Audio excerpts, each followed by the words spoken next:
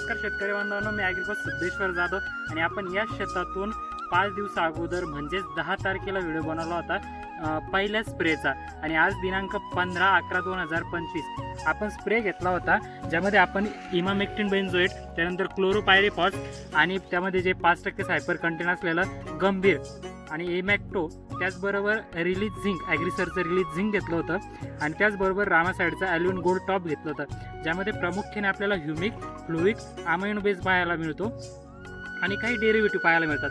तो स्प्रे आपण यामध्ये घेतला होता आणि आपण कंपॅरिझन करू शकता किंवा बघू शकता की आज क्वालिटी कशी आहे.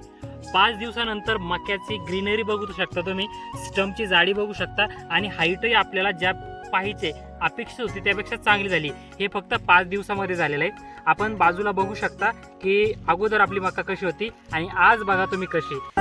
हृदयाचा सूर्य तू, सूर्याचा